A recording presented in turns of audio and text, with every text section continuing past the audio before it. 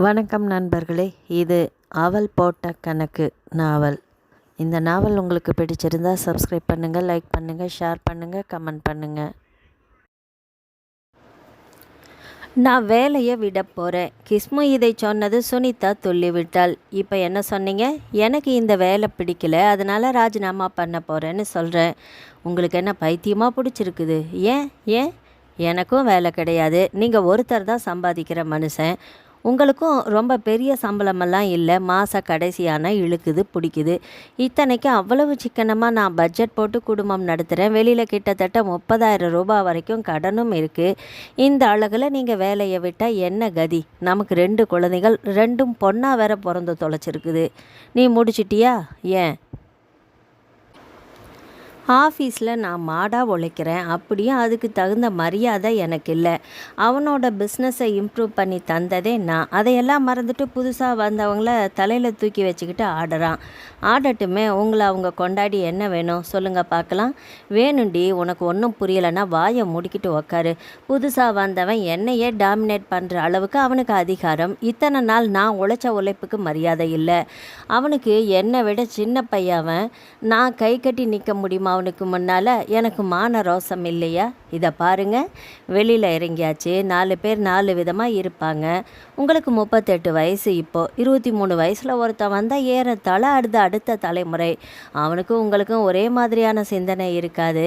நமக்கு தேவை ஒரு உத்தியோகம், குடும்பம் கண்ணியமாக நடக்கிற அளவுக்கு பணம். ஒரு குடும்பத் தலைவனாக இருந்து நீங்கள் வேலையை விட்டுட்டு வந்தால் நம்ம குடும்பம் நடுத்தருவில் நிற்காது. என்னை விட தெளிவு உங்களுக்கு இருக்கே. கிஸ்மு மௌனமாக நின்றான். போய் முகத்தை கழுவிட்டு சாப்பிட வாங்க. கிஸ்மு வேட்டியை மடித்து கட்டி கொண்டு கொல்லை பக்கம் போனான். 16 வயதில் ஒரு மகள், 7 வயதில் ஒரு மகள் என்று 2 குழந்தைகள். சுனிதா அதிகம் படிக்கவில்லை, அதனால் உத்தியோகம் பார்க்க வாய்ப்பில்லை. கிஸ்மு பட்டதாரி, தவிர ஓரிண்டு டிப்ளமோக்களும் உண்டு. இப்போது ஏறத்தாழ 8,000 ரூபாய் வரை கையில் கொண்டு வருகிறான். ஏறத்தாழ 15 வருடங்கள் சர்வீஸ். அந்த ஆஃபீஸில் கடுமையான உழைப்பாளி. கிஸ்மு பேருக்கு சாப்பிட்டான், போய் படுத்து விட்டான். விளக்குகளை அணைத்துவிட்டு சுனிதா உள்ளே வந்தாள். பால் இல்லையா இன்னைக்கு? வழக்கமாக சாயங்காலம் கவர் போடுறவன் போடவே இல்லை. சரி, நீ எக்ஸ்ட்ரா பால் டெப்போவில் போய் வாங்க வேண்டியது தானே. எதுக்கு தேவையில்லாத செலவு? ஒரு நாள் ராத்திரிக்கு பால் வேண்டான்னு வைக்கிறது. நான் ஒவ்வொன்றையும் பார்த்து செய்கிற காரணமாக தான் நீங்கள் பிரச்சனை இல்லாமல் இருக்கிறீங்க. தொடங்கிட்டியா? Good night. கிஸ்மு போய் படுத்து விட்டான். உறக்கம் வரவில்லை. சுனிதாவும் கொஞ்ச நேரத்தில் உறங்காமல் ஏதேதோ யோசித்துவிட்டு உறங்கி போனாள். காலையில் கிஸ்மு கிளம்பி போய்விட்டான். சுனிதாவுக்கு குழந்தைகளை பள்ளிக்கூடத்துக்கு அனுப்பிவிட்டு வீட்டு வேலைகள் சரியாக இருந்தது. எல்லாம் முடித்துவிட்டு சாப்பிட உட்கார்ந்தால் கதவு தட்டப்பட்டது. போய் திறந்தால் மச்சினர் கிஸ்முவின் அண்ணன். வாங்க, எப்படிமா இருக்க? சௌக்கியமா? கிஸ்மு ஆஃபீஸ்க்கு போயாச்சா? நானும் ஆஃபீஸ் வேலையாக தான் வந்தேன். சாப்பிட்லாம் வாங்க. இல்லைம்மா, காலையில் டிஃபன் சாப்பிட்டுட்டு தான் வந்தேன். கொஞ்சம் காப்பி மட்டும், அதுவும் 1/2 டம்ளர் கொடு. நான் இன்றைக்கே பெங்களூர் போகணும். ஒரு பண கலெக்ஷன் இருக்குது. நான் 1/2 மணி நேரத்தில் புறப்படணும். அவரை பார்க்க வேண்டாமா? டைம் இல்லைம்மா, ஃபோனில் பேசிக்கிறேன். எழுந்து போய் டயல் செய்தார். ரிங் போய்கொண்டே இருந்தது. படக்கென்று எடுத்தார்கள். மிஸ்டர் கிருஷ்ணமூர்த்தி வேணும். அவர் ஆஃபீஸ்க்கு வரலையே சார். நான் சொல்கிறது ஜி கிருஷ்ணமூர்த்தி. அவர் தான் சார். எங்கள் ஆஃபீஸில் ஒரே கிருஷ்ணமூர்த்தி தான். தேங்க்யூ. ரிசீவரை வைத்தார். காப்பி கொண்டு வந்தால் சுனிதா. ஏம்மா, கிஸ்மு ஆஃபீஸ் வரலன்னு சொல்கிறாங்களே, ஏன்? காலையில் எங்கிட்ட ஆஃபீஸ் போகிறதா சொல்லிட்டு தானே போனார். வழக்கத்தை விட சீக்கிரமாக வேற போனார். எங்கே போயிருப்பார்? விடு, அவன் பரோபகாரி. யாருக்காவது உடம்பு சரியில்லைன்னு ஜுரம் வந்தால் இவன் கவலைப்படுவான். சரிம்மா, வந்ததும் சொல்லு. திரும்பி வரும்போது முடிஞ்சால் டைம் இருந்தால் வரேன். போய்விட்டார். கடவுளே, வேலையை விட போகிறேன்னு வேற சொன்னாரே, விட்டுட்டாரா? என்ன பைத்தியம் நான். ஆஃபீஸ்க்கு வரலன்னு தான் சொல்லியிருக்காங்க. லீவுன்னு கூட வரல. வேலையை விட்டிருந்தா தகவல் வந்திருக்குமா இருக்காதா? அப்படியெல்லாம் செய்யக்கூடிய பொறுப்பில்லாத மனுஷன் இல்லையே. மாலை வழக்கமாக 6க்கு வந்தான். 7:30க்கு தான் வந்தான். அதற்கே சுனிதா பதறி வாசலுக்கு முள்ளுக்குமாக 10 தடவை வந்து விட்டாள். அவன் நுழைந்ததும், ஏன் லேட்டு? சடார் என்று திரும்பினா கிஸ்மு. என்ன கேள்வி இது? இப்போ தானே வந்திருக்கேன். அப்படி என்ன மிட்நைட்டாக ஆகிடுச்சு? ஆஃப்டரால் ஒரு 7:30. அதில் 6 மணிக்கே வர்ற நீங்கள் 7:30 ஆகியும் வரலன்னப்போ கவலைப்படக்கூடாதா? ஆஃபீஸில் அதிக வேலை போட்டு புளியிறான். சுனிதா உள்ளே போய்விட்டாள். அவன் முகம் கழுவி கொண்டு வந்தான். காப்பி குடி சுனிதா. எதுக்கு 7:55 ஆச்சு, சாப்பிட்ற நேரம் தானே. காப்பியை குடிச்சிட்டு சோத்தை அடைக்கவும் சரியாக சாப்பிட மாட்டீங்க. நாளைக்கும் மிச்சமாகும். வேலைக்காரிக்கு தேவையில்லாமல் போகும். அரிசி கிலோ 20 ரூபா. அவன் எழுந்து விட்டான். அரை டம்ளர் காப்பி கேட்டதுக்கு இத்தனை பெரிய லெக்சரா? குரலில் கோபம் கொந்தளித்தது. எனக்கு சாப்பாடே வேண்டாம். நாற்காலியை தள்ளி கொண்டு வேகமாக நகர்ந்தான். சுனிதா ஓடி வந்தாள். நான் என்ன சொல்லிட்டேன்னு இப்போ நீங்கள் கோவப்படுறீங்க? அவன் பேசவில்லை. காலையில் உங்கள் அண்ணன் வந்தார். பெரிய அண்ணனா? ஆமாம், வேலை இருக்குன்னு உடனே போயிட்டாரு. திரும்ப வருவார், உங்கள் கூட பேசணும்னு. உங்கள் ஆஃபீஸ்க்கு ஃபோன் பண்ணினார். கிஸ்மோ முகம் சடார் என்று மாறியது. ஆஃபீஸில் நான் இல்லைன்னு சொன்னானா? வரலைன்னு சொன்னாங்க. காலையில் சீக்கிரமே போயிட்ட காரணமாக நான் உடனடியாக வெளியில் வந்துட்டது நிறைய பேருக்கு தெரியாது. அவுட்டோர் ஒர்க் கான்ஃபிடென்ஷியல், அதனால் நான் ஆஃபீஸ் வந்ததாகவே காட்டிக்கலை. அப்படியா? இத்தனை வேலை பளுவை சுமந்துக்கிட்டு ஒரு திருப்தியும் இல்லை. ஆஃபீஸில் நான் விட்டுற போகிறேன். தொடங்கியாச்சா? வேண்டாங்க அந்த பேச்சு. உங்கள் வாயிலேருந்து அது வர வேண்டாம். அவன் பேச அவள் பேச வாக்குவாதம் ஆரம்பமாகிவிட்டது. கடைசியில் கிஸ்மோ சட்டையை மாட்டிக்கொண்டு வெளியே போய்விட்டான். பெரிய பெண் வந்தாள். ஏம்மா அப்பா கோச்சிக்கிட்டு போகிறாரு? என்ன கேட்டால் பொறுப்புள்ள ஒரு பொண்டாட்டி இதை கூட பேச மாட்டாளா? நீ நாளைக்கு விட்டுட்டு வந்து நிற்ப, நான் சரின்னு தலையாட்ட முடியுமா? என்னையா சொல்கிற? உன்னை இல்லடி, போய்படு. எல்லாத்துக்கும் கேள்வி கேட்டுக்கிட்டு நிற்பா. போடி. பெண் முனிகியபடி உள்ளே போனது. சுனிதா அப்படியே உட்கார்ந்து விட்டாள். அப்படி என்ன கோபம்? 40 வயசில் நாய் குணம்னு சொல்லுவாங்க, 38 வயசுலேயே வந்தாச்சா? அவர் கோபப்படுவார்னு நானும் பேசாமல் இருக்க முடியுமா? எல்லாத்துக்கும் தலையாட்டினா குடும்பம் தெருவில் தானே நிற்கும். கட்டின பொண்டாட்டி கேட்காம யார் கேட்பா? நேரம் 9 உள்ளே நுழைந்தது. அவனே கதவை தாளிட்டு சட்டையை அவிழ்த்து போட்டுவிட்டு கை காலை கழுவி கொண்டு படுக்கையில் போய் விழுந்தான். நீங்கள் சாப்பிட்லையா? வேண்டாம்.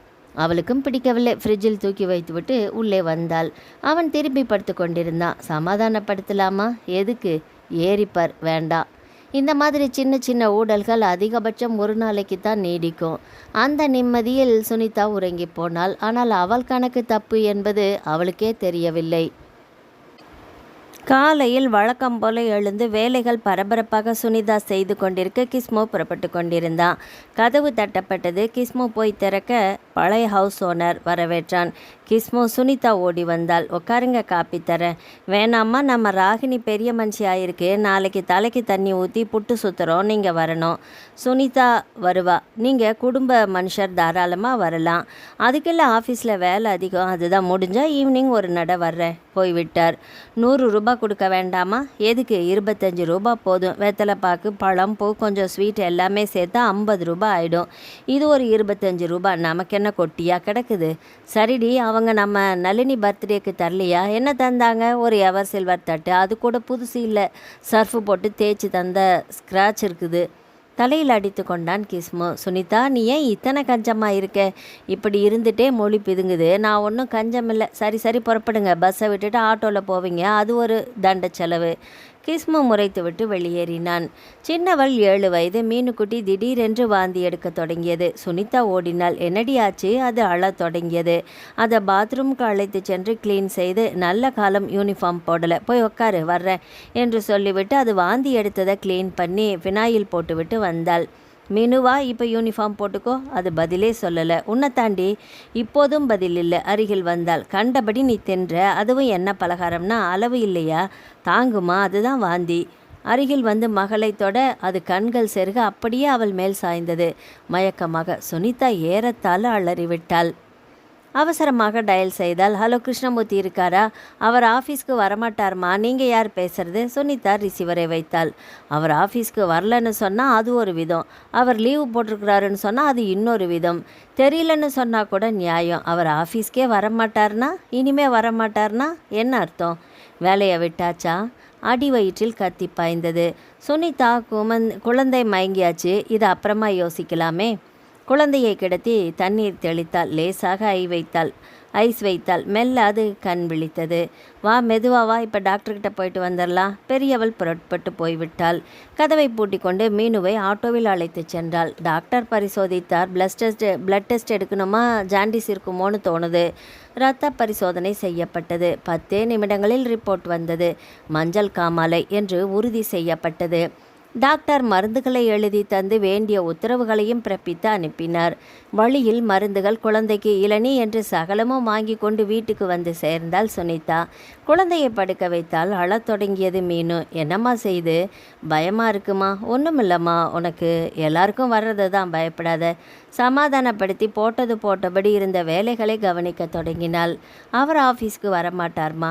என்ன இது, இனிமேல வரமாட்டார் என்று மண்டை குடைந்தது.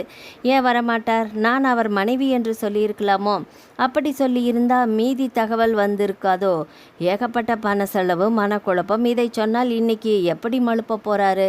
வேண்டாம், கேட்டால் தான் மழுப்புவார், கேட்க வேண்டாம். இதில் என்னவோ இருக்குது, விட்டு பிடிக்கணும்.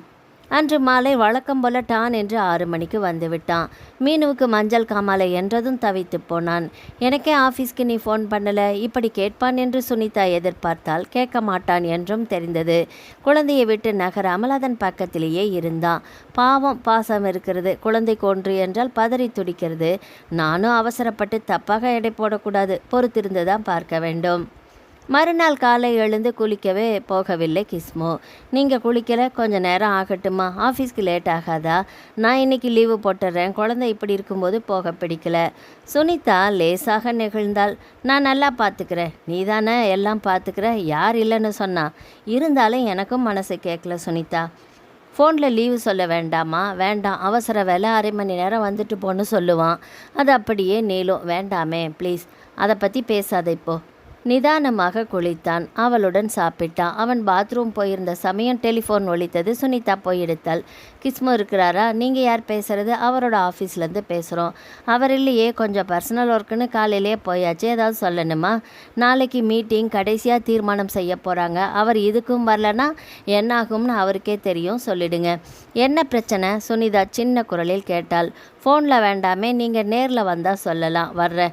ரிசீவரை வைத்தாள். கிஷ்மு வந்தான். யார்? மங்களம்மா தான். குழந்தை பிறந்திருக்குல்ல, எனக்கு என்ன தெரியும்? நான் ஆஸ்பத்திரிக்கு பார்க்க போகணும். நியாயமாக வீட்டுக்கு கூட்டிகிட்டு வந்தாச்சான். நீங்கள் குழந்தை கூட இருக்கீங்களா? நான் ஒரு நட போயிட்டு வந்துட்டுமா? எங்கே? மந்தவெளியில். சீக்கிரம் வந்துடு. ஒரு 1/2 மணி நேரத்தில் வந்துடுறேன். குழந்தை ஜாக்கிரதை. அவசரமாக சேலை மாற்றிக்கொண்டாள். இது தப்போ? அவசரமாக வந்த எண்ணத்தை அதே வேகத்தில் அழித்துவிட்டு புறப்பட்டாள். ஆஃபீஸ் கட்டிடத்துக்குள் நுழைந்தபோது கொஞ்சம் டென்ஷனாக இருந்தாள். கிஸ்மு ஆஃபீஸுக்கு அவள் வருவது இது 3வது முறை. தயக்கத்துடன் ரிசப்ஷனை நெருங்கி, ஐ ஆம் சுனிதா கிருஷ்ணமூர்த்தி. ஓ, கிஸ்மு சம்சாரம்மா, அப்படி உட்காருங்க. இன்டர்காமில் ஏதோ சொல்லப்பட்டது. 10 நிமிட இடைவெளிக்கு பின் உள்ளே செல்ல அழைப்பு வந்தது. ஜிஎம் அறைவாசலில் அவளை கொண்டு போய் நிறுத்தினான் பியூன். உள்ளே நுழைந்து வணங்கினாள் சுனிதா. உட்காருமா. அவள் பவ்யமாக உட்கார்ந்தாள். ரொம்ப லேட்டாக வந்திருக்கீங்க. புரியல. உங்களுக்கு எதுவுமே தெரியாதாம்மா? எதுவுமேனா எதை பற்றி? அந்த ஜிஎம் லேசாக நெளிந்தார். உங்கள் கணவரை பற்றி. சுனிதா நிமிர்ந்து உட்கார்ந்தா. எதுவானாலும் நீங்கள் நேராக விஷயத்துக்கு வாங்கலேன். வீட்டில் நான் அவருக்கு நல்ல மனைவி, அவரும் அப்படித்தான். ஜிஎம் பார்வையில் சங்கடம் தெரிந்தது. நான் சொல்லிடுறேம்மா, எங்கள் ஆஃபீஸில் ரொம்ப பெருசாக மதிக்கிற ஒழுக்கத்தை இங்கே புதுசாக வேலையில் யார் சேர்ந்தாலும் அவங்க படிப்பை விட, தகுதிகளை விட கேரக்டரை முதல்ல பார்க்குறோம். சரி, அதுதான் எங்கள் இமேஜை தொழில் உலகத்தில் இந்த அளவுக்கு உயர்த்தி இருக்கு. விஷயத்துக்கு வர்றேன். புதுசாக இப்போ சேர்ந்த ஒரு 25 வயசுக்காரன் சரிக்குனா கூட மன்னிக்கலாம். 38 வயசு கிஸ்முவுக்கு ஏன் சபலம்? சடார் என்று நிமிர்ந்து உட்கார்ந்தாள் சுனிதா. சாரிம்மா, குத்து விளக்காட்ட நீங்கள் இருக்கும்போது இன்னொரு சோடியம் லைட் ஏன்? சுனிதாவுக்குள் ஒரு பிரளயம் தொடங்கியிருந்தது. தொடர்ந்து கேட்க அவள் தயாரானாள். 2 வருஷம் முன்னால் சேர்ந்தவ சுந்தரி, நல்ல புத்திசாலி, அழகு, பட்டதாரி கூட இல்லை, பளிச்சுன்னு வேலையை பிடிச்சிப்பா. கிஸ்மோ டிபார்ட்மெண்ட்டுக்கு ஆள் வேணும்னு இவளை அங்கே போஸ்ட் பண்ணினேன். எப்போ இந்த விவகாரம் ஆரம்பம்னு தெரியல எனக்கு. ஆனால் படிப்படியாக என் காதுக்கு வர ஆரம்பிச்சது. வேலைகளை கவனிக்காமல் கிஸ்மோவும் சுந்தரியும் எப்போவுமே உட்காந்து அரட்டை அடிக்கிறது. கிஸ்மோ அவுட்டோர் வேலையை பார்க்கும்போதெல்லாம் சுந்தரியும் எதையாவது ஒரு சாக்கை வச்சு வெளியே போகிறதுன்னு இது பரவலாக ஆரம்பமாச்சு. சுனிதா நாற்காலி நுனிக்கு வந்தாள். ஆரம்பத்தில் வெறும் கிசுகிசுவாய் இருந்த இந்த பிரச்சனை எல்லாராலும் பேசப்பட்டது. யார் பேசியும் விமர்சனம் செஞ்சோம். அவங்க 2 பேருமே சுத்தமாக கவலைப்பட்டதாகவே தெரியல. நாங்களும் பொருட்படுத்தலை. காரணம், கிஸ்மு கம்பெனிக்காக நிறைய உழைத்தவர். ஆனால் இந்த பழக்கம் காரணமாக 2 பேர் வேலைகளும் பாதிக்கப்பட ஆரம்பித்தது. சுறுசுறுப்பாக நகரக்கூடிய ஃபைல்கள் எல்லாமே ஆமை வேகத்தில் நகர என்னால் சும்மாவே இருக்க முடியல. ஆஃபீஸில் உள்ள மற்றவங்க கவனமும் இவங்க 2 பேரால் சிதற ஆரம்பித்தது. மொத்தத்தில் ஆஃபீஸையே நாரடிக்க தொடங்கினாங்க 2 பேரும். நான் தனித்தனியாக கூப்பிட்டு எச்சரிக்கை பண்ணினேன். ஆனால் காதல் விவகாரம் தொடர ஆரம்பித்தப்போ 2வது முறையும் அழைச்சி கடுமையாக எச்சரிக்கை தந்தேன். விளைவு 2 பேருமே மானாவாரியாக லீவு போட தொடங்கிட்டாங்க. ஒர்க் இன்னும் பாதிக்கப்பட்டது. சஸ்பென்ஸ் ஆர்டர் தந்தேம்மா 2 பேருக்கும் தான். அது கூட அவங்கள பாதிக்கலையா? பாதிச்சதா தெரியலையே. நாளைக்கு மீட்டிங் வச்சுருக்கேன், கடைசி மீட்டிங். அவங்க 2 பேருக்கும் தெரியுமா? தாராளமாக. பேஜர் 2 பேரும் வச்சுருக்காங்கல்ல. சரி, மீட்டிங்கில் என்ன தீர்மானம் பண்ணுவீங்க? இந்த நிலை தொடர்ந்தால் வேலையை விட்டு நீக்க போகிறோன்னு சொல்லுவோம். சுனிதா முகத்தில் பீதி வந்து அப்பிக்கொண்டது. மன்னிப்பு கேட்டுட்டா கடுமையாக எச்சரிக்கை பண்ணி எழுதியும் வாங்கிப்போம். ஒருத்தரை மாற்றுவோம், வேற ஒரு பிரான்ச்சுக்கோ வெளியூருக்கோ போட்டுடுவோம். இவர் அப்படி செஞ்சிடாதீங்க. 2 குழந்தைகள் இருக்குது, படிப்பு கெட்டு போகும். நானும் போக முடியாது. 2 குடும்ப செலவு. ஜிஎம் சிரித்தார். ஏன் சார், புருஷன் உங்களை விட்டு விலகிட்டே போகிறாரு, அவரை தக்க வச்சுக்க பாடுபடுவீங்களா? அதை விட்டுட்டு மற்ற கவலைகளாக முக்கியம் உங்களுக்கு?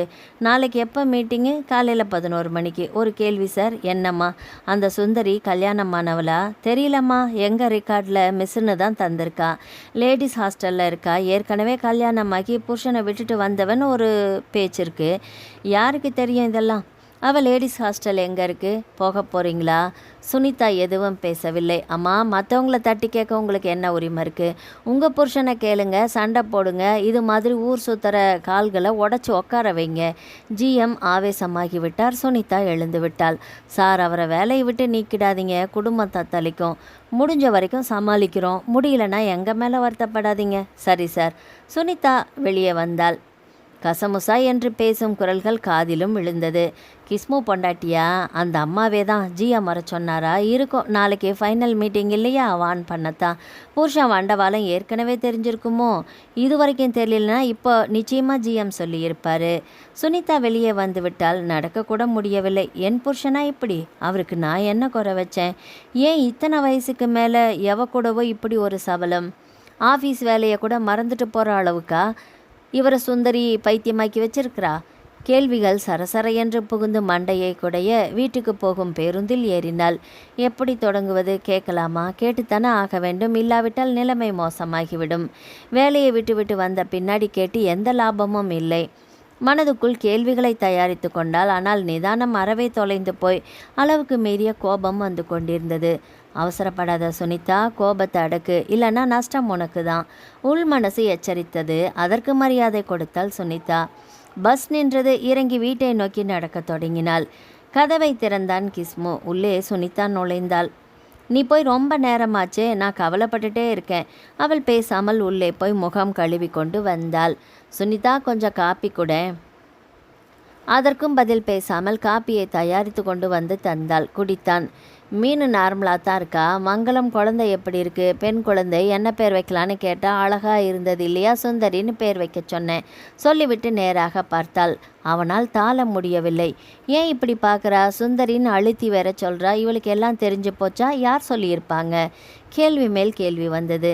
நான் அவசரப்பட்டு உளரக்கூடாது. சுந்தரி என்ற பெயர் யாருக்குமே ஊரில் இல்லையா?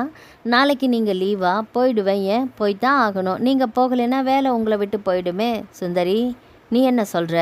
அவசரத்தில் சுந்தரி என்று உச்சரித்துவிட்டு நாக்கை அவசரமாக கடித்து கொண்டான். சார், நான் சுனிதா, உங்கள் பொண்டாட்டி. சுந்தரின்னு பேரை மாற்றி வச்சுக்கிட்டுமா? உங்களுக்கு அந்த பேர் தானே வேணும்? அவன் பேசவில்லை. அருகில் வந்தாள். என்ன பாருங்க, நேருக்கு நேராக என் பார்வையை உங்களால் பார்க்க முடியுதா? அவன் ஒரு நொடி பார்த்துவிட்டு திரும்பி கொண்டான். நான் மங்களம் வீட்டுக்கு போகலை, உங்கள் ஆஃபீஸ்க்கு தான் போனேன். நினச்சேன் இது உங்களுக்கே நல்லா இருக்கா? நீங்கள் கேட்டு எதை நான் தரலை? பேசவில்லை. நம்ம பொண்ணு வயசுக்கு வரப்போகிறா. இந்த ஸ்டேஜில் உங்களுக்கு ஒரு தொடர்பு தேவைதானா? பதில் இல்லை. நாளைக்கு ஆஃபீஸில் நீங்கள் மன்னிப்பு கேட்டு இனிமேல் ஒழுங்காக நடக்கிறேன்னு எழுதி தரணும். இல்லைன்னா உங்கள் வேலை போகும். தெரியும். எல்லாம் தெரிஞ்சுமா இப்படி நடந்தீங்க? என்னாச்சு உங்களுக்கு? அவன் பேசவில்லை. கல்லூரி மங்கநாட்டை இருந்தால் என்ன அர்த்தம் சொல்லுங்க. சட்டையை பிடித்து உலுக்கினாள். கையை எடு. மாட்டேன். இது ஒன்றும் சினிமா இல்லை, வாழ்க்கை. மரியாதையாக கட்டின புருஷனுக்கு மரியாதை கொடு. எடு கையை. கையை எடுத்தாள். நான் மரியாதையை தந்துட்டு தான் இருக்கேன். ஒரு பொண்டாட்டிக்குள்ள மரியாதையை எனக்கு நீங்கள் தரலையே. என்ன உளரல உண்மையை தான் சொல்கிறேன். அழகா மனைவி குழந்தைகளோட குடும்பம் நடத்தும்போது ஏன் இப்படி ஒரு விபரீத மனப்போக்கு?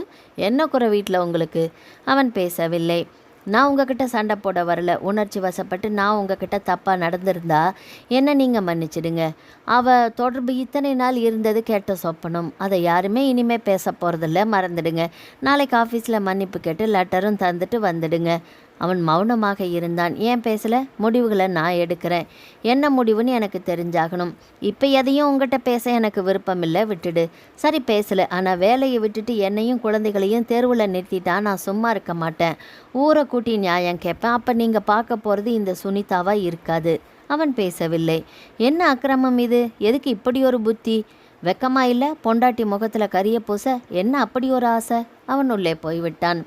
நீ இப்போ பேச மாட்ட. எப்படி பேசுவ? தப்பை பண்ணிட்டு வந்துட்டு ஆடு திருண்ண கள்ளநாட்டம் ஒழிக்கிறியே, மேலுக்கு சிரிச்சாலும் மனசாட்சி குத்தி கொடையாதா? நான் கேட்குறேன். டெலிஃபோன் ஒலித்தது. கிஸ்மு பாய்ந்து வந்தான். அதற்குள் சுனிதா எடுத்து விட்டாள். கிஸ்மு முகத்தில் படபடப்பு. எதிர்பார்த்த ஃபோன் கால் போல ஒரு தவிப்பு. ஹலோ, யார் பேசுறது? நான் சுந்தரி பேசுகிறேன். சுனிதாவுக்கு சூடு ஏறிவிட்டது. ஏன் புருஷனை வளைச்சி பிடிச்சி மடியில் வச்சிருக்க நீ? இப்போ ஃபோன் பண்ணுறியா? அதுவும் ஏன் வீட்டுக்கு?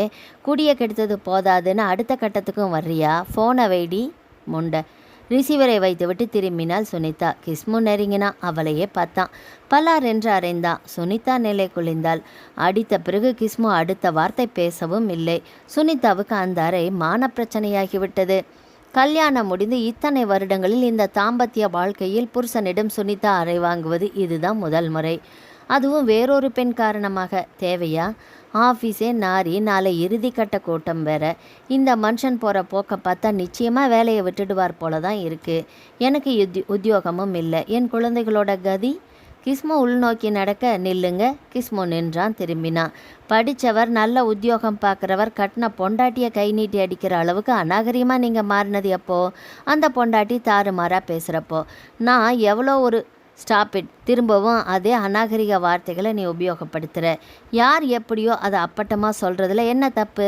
நானும் உன்னை சொல்லலாமா? என்னது? இப்போ என்ன கேட்டீங்க? நான் உங்கள் பொண்டாட்டி, குடும்ப பொண்ணு. உங்கள் மூலம் நியாயமாக 2 குழந்தைங்கள பெற்றவ. என்ன அவளோட நாக்கு புழுத்து போகும் உங்களுக்கு. பொத்துக்கிட்டு வருதா? அதுதான் அப்படித்தான் எல்லாருக்குமே வரும். நீ ஒருத்தி தான் குடும்ப பொண்ணுன்னு நினைக்காத. நிச்சயமாக அடுத்தவ குடியை கெடுக்கிற எவளுமே குடும்ப பொண்ணுன்னு சொல்லிக்க தகுதியே இல்லாதவ. அவளுக்காக நீங்கள் வேலையை விடுங்க. அவள் பின்னால் பைத்தியம் பிடிச்சாலுங்க. யாரால் தடுக்க முடியும்? ஆனால் தாலி கட்டின காரணமாக நீங்கள் தப்பிச்சு ஓடிட முடியாது. ஓடவும் விட மாட்டேன். என் குழந்தைகளோட கண்ணீருக்கு காரணமாக யார் இருந்தாலும், அது என் புருஷனாகவே இருந்தாலுமே நான் மன்னிக்க மாட்டேன். கடமையை மறந்தவங்க சந்தோஷமாக வாழ்ந்ததா சரித்திரமே இல்லை, புரியுதா?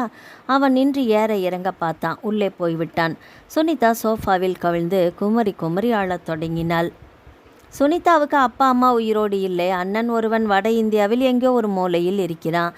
உள்ளூரில் அக்கா ஒருத்தி உண்டு. பிறந்த வீடு என்று சொல்லிக்கொள்ள ஒரு நல்ல ஈடுபாடு அவர்களிடம் மட்டும்தான்.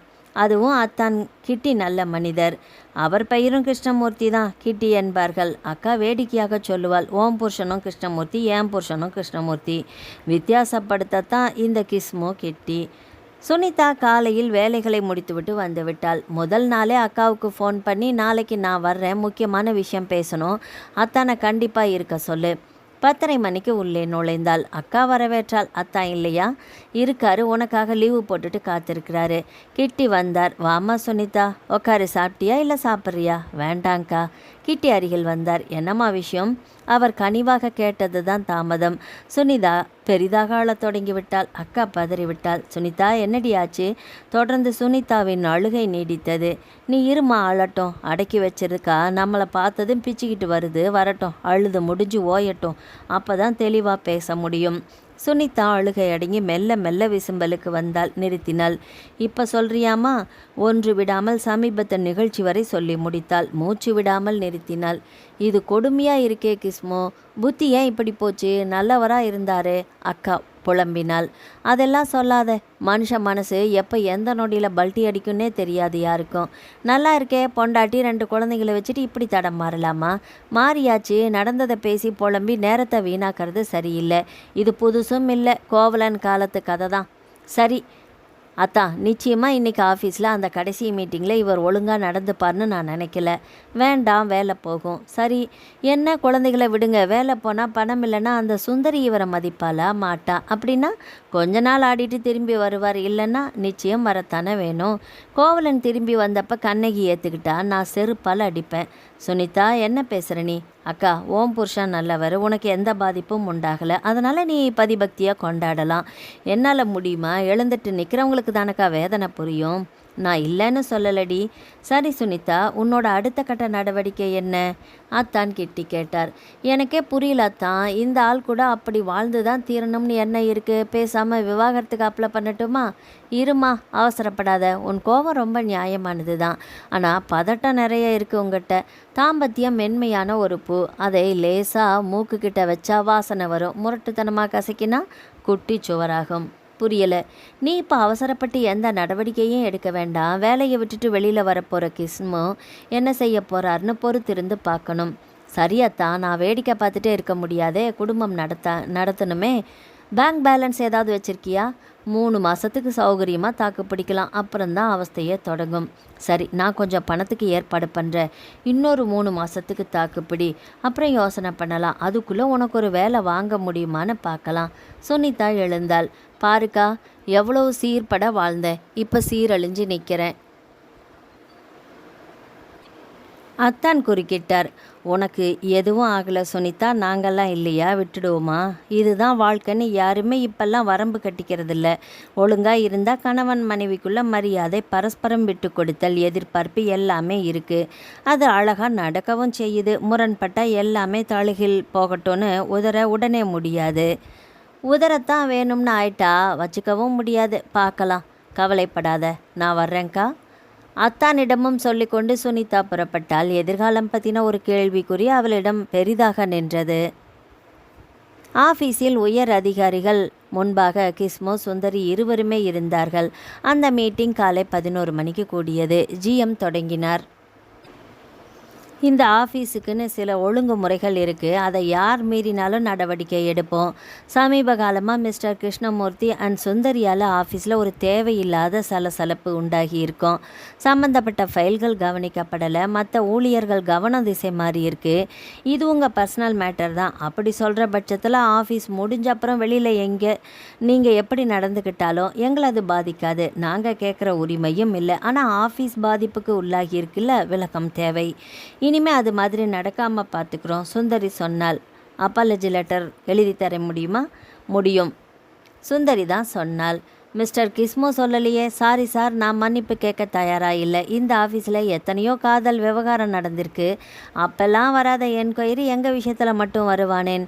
அப்போ வேலை பாதிக்கலை மிஸ்டர் கிஸ்மோ. ஸோ நீங்கள் மன்னிப்பு கேட்க தயாராக இல்லை. சுந்தரி, நான் மன்னிப்பு கேட்டுக்கிறேன் சார். ஆனால் ஆஃபீஸ்க்கு வெளியில் நான் எப்படி இருந்தாலும் அதை யாருமே இங்கே விமர்சிக்கக்கூடாது. நிச்சயமாக. 1 நிமிஷம் அவகாசம் வேணும். Take it. கிஸ்மோ வாங்க. அழைத்து வெளியே வந்தாள். என்ன நீ என்னையே கவுத்துட்ட? எப்படி? நான் வேலையை விட போகிறதா சொல்லலையே உங்ககிட்ட. உணர்ச்சி வசப்பட்டு 2 பேருமே வேலையை விட்டால் பிச்சை தான் எடுக்கணும். யாரும் நமக்கு சப்போர்ட் பண்ண மாட்டா. அதுக்காக இவனை தொங்கிட்டு இருக்க முடியுமா? நான் உழைச்ச உழைப்பும் அதனால் அவன் அடைஞ்ச பலன்களும் தெரியல. எல்லாமே இப்போ மறந்து போச்சு அவனுக்கு. விடுங்க முதலாளி வர்க்கம். என் மூலம் கிடைச்ச நல்லதுக்கு என்னை பாராட்டணும்னு நான் சொல்லலை. அதை அவன் செய்யவும் மாட்டான். ஆனால் நான் உன்கிட்ட பழகிறது தாங்கலை. என்ன நியாயம் இது? நான் மன்னிப்பு கேட்க மாட்டேன். ஸோ வேலை போகட்டும். இதை விட பெட்டர் வேலையை என்னால் தேடிக்க முடியும். அந்த கான்ஃபிடென்ஸ் எனக்கும் உண்டு. அவள் பேசவில்லை. உள்ளே வந்தார்கள். சுந்தரி மன்னிப்பு கடிதம் எழுதி தந்தாள். ஒரு ரிக்வஸ்ட். என்ன? கிஸ்முவை நீங்கள் நீக்கினதாக இருக்க வேண்டாம். பின்ன அவர் ராஜினாமா தர தயாராக இருக்காரு. காரணம், அவர் எதிர்காலம் பாதிக்கப்படக்கூடாது இல்லையா? அதிகாரிகள் கூடி யோசித்தார்கள். ஜிஎம் திரும்பினார். சரி, நீங்கள் ராஜினாமா தரலாம். இத்தனை நாள் நீங்கள் கம்பெனிக்காக கடுமையாக உழைச்சதுக்கான ரிவார்ட் தான் ராஜினாமாவை நாங்கள் ஏற்றுக்கிறது.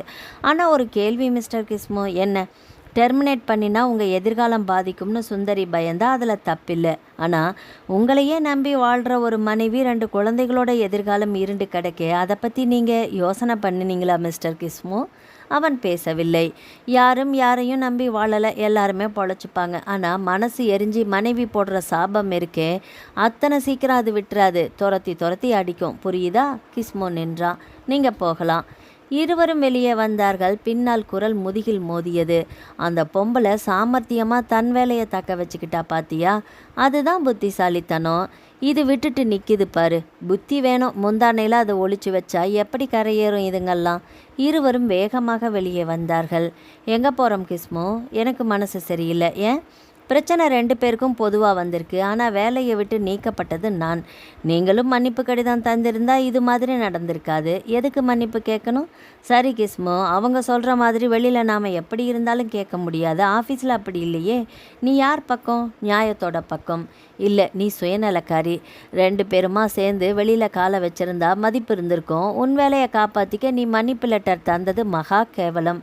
இல்லை கிஸ்மு, நான் அப்படி நினைக்கல. என் காலில் நிற்கிறதான் நான் விரும்புகிறேன். கிஸ்மு பேசவில்லை.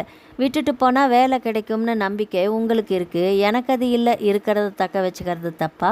கிஸ்மு பேசவில்லை. ஆனால் முகம் முழுக்க ஒரு ஆவேச கொந்தளிப்பு இருக்கத்தான் செய்தது. சரி, இப்போ நீங்கள் எங்கே போகிறீங்க? தெரியல.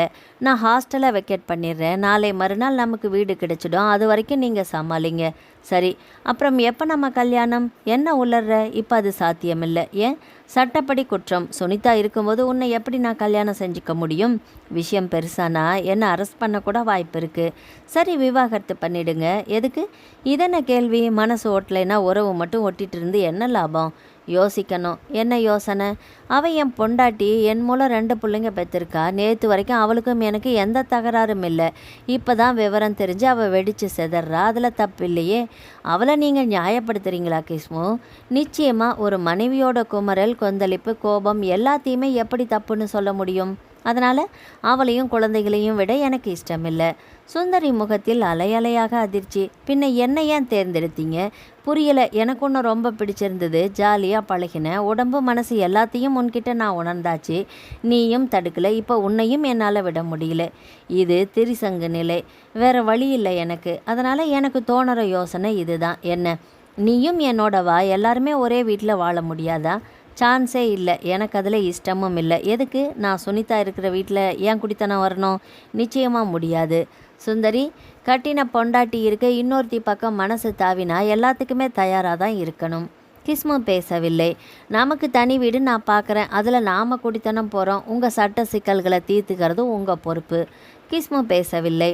இதை பாருங்க கிஸ்மு, வேலையை நீங்கள் விட்டாச்சு. இப்போ முதல் சம்சாரம் வேணும்னு எண்ணம். இத்தனை குழப்பவாதியா நீங்கள்? இப்படி இருந்தால் எப்படி? அவளை நேருக்கு நேர் பார்த்தான். நாளைக்கு உன்னை இதே ஆஃபீஸில் நான் பார்க்குறேன், வர்றேன். கிஸ்மு வேகமாக நடந்து பஸ் பிடித்து கடற்கரை சாலையில் வந்து இறங்கினான். கால்கள் புதைய புதைய மணலில் நடந்தான். ஒதுக்குப்புறமாக ஓரிடம் தேடி அமர்ந்தான்.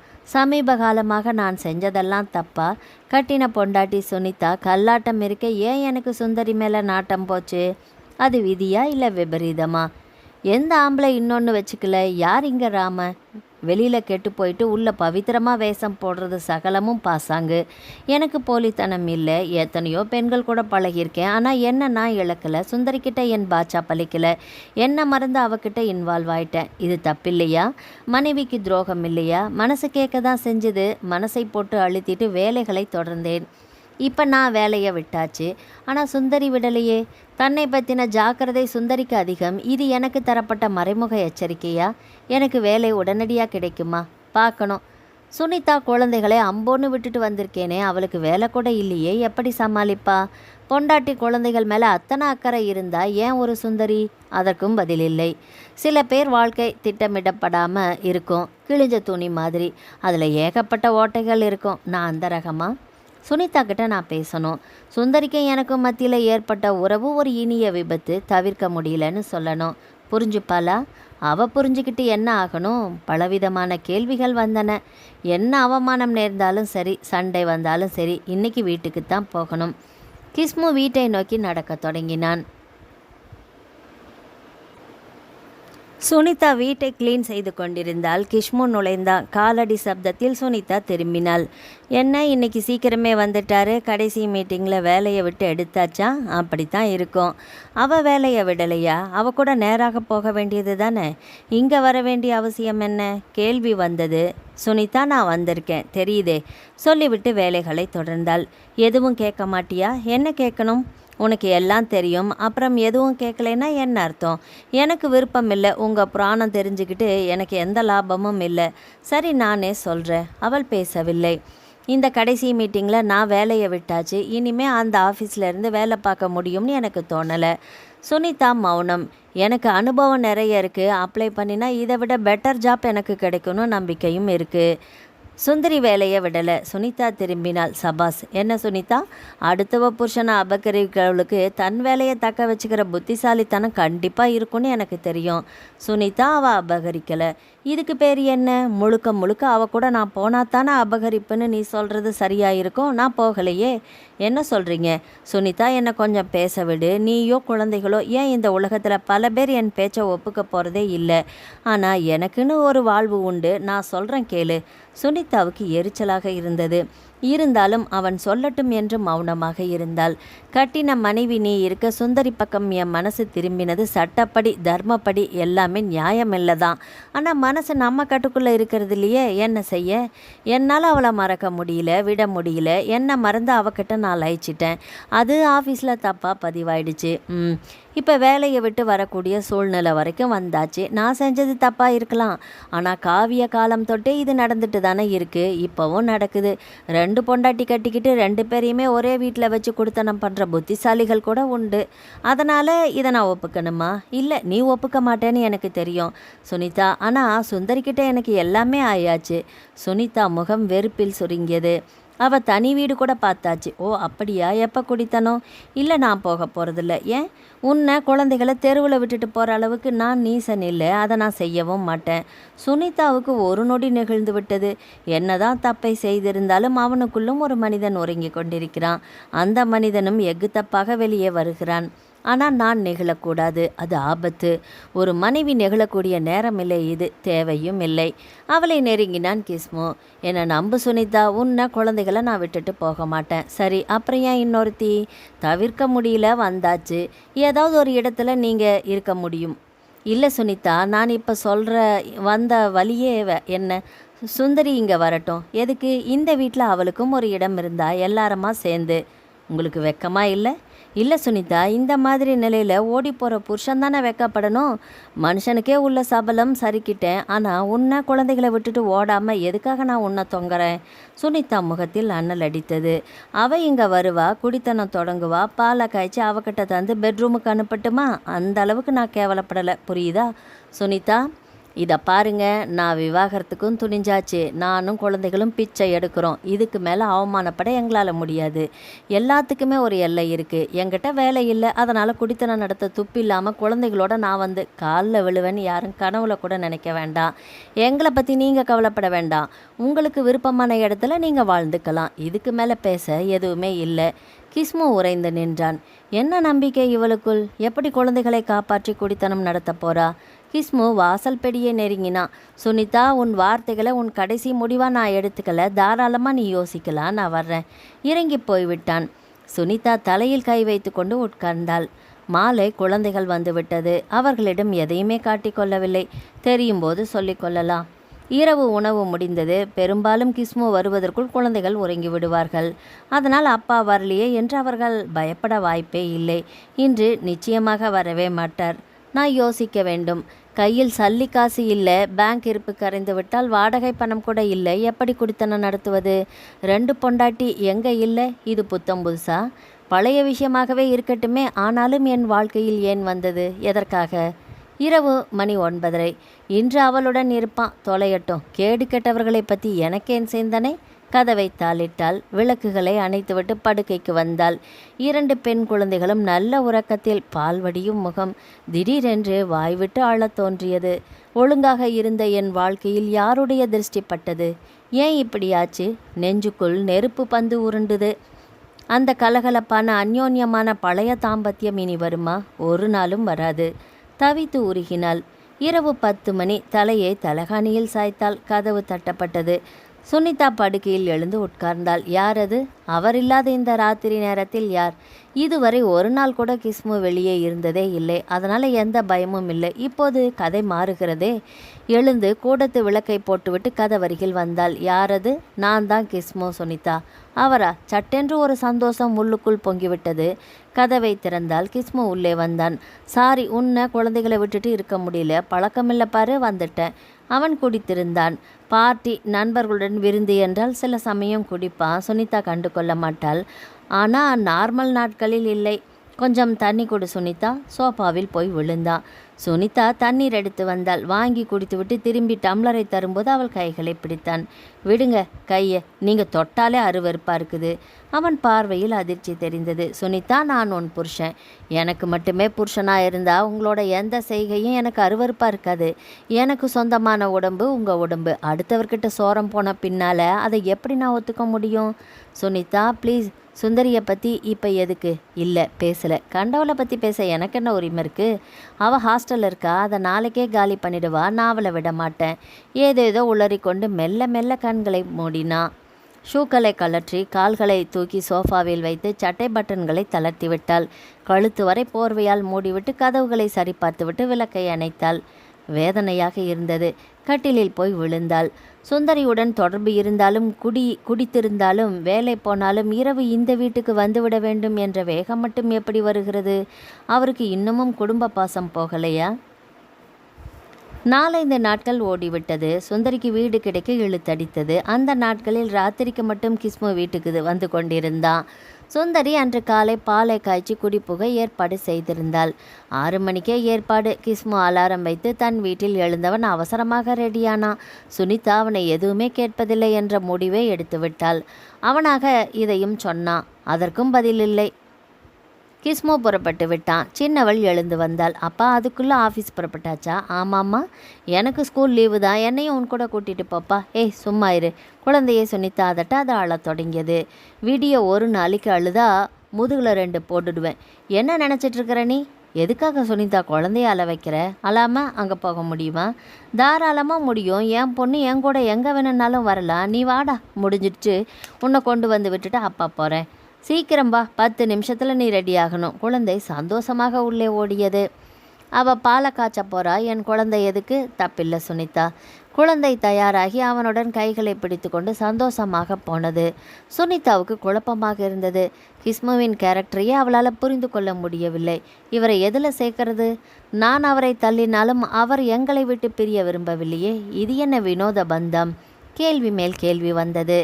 அவன் சுந்தரி என்ற ஒரு பெண்ணோடு தொடர்பு கொண்டு வேலையையும் தொலைத்து அவனிடமிருந்த தீவிர கோபம் இப்போது குறைந்து விட்டதைப் போலதான் இருந்தது. ஏன்? என்ன காரணம்? விடை தெரியவில்லை. தன் மகளுடன் உள்ளே கிஸ்மு நுழைய சுந்தரி திடுக்கிட்டாள். இது யாரு? என் 2வது பொண்ணு. இவளை ஏன் கூட்டிகிட்டு வந்தீங்க? கிஸ்முவுக்கு சுருக்கென்று வந்து விட்டது. ஏன் குழந்தை வரக்கூடாதா? அப்போ நானும் வரல, இப்போவே போகிறேன்.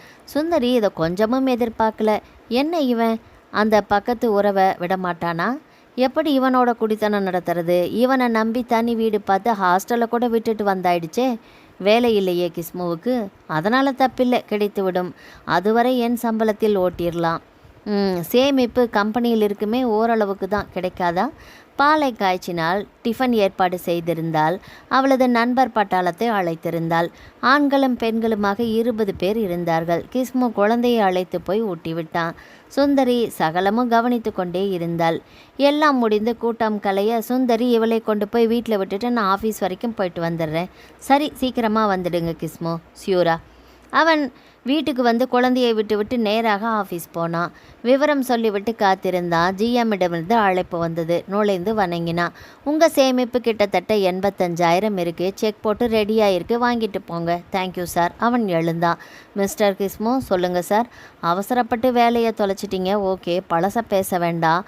உங்கள் திறமைக்கு நல்ல ஜாப் கிடைக்கும், அதில் எங்கள் யாருக்கும் சந்தேகமே இல்லை. ஆனால் சொல்லுங்கள் சார், கட்டின பொண்டாட்டி பிள்ளை இருக்க இன்னொரு பெண் தொடர்பு எதுக்கு உங்களுக்கு? நியாயமா?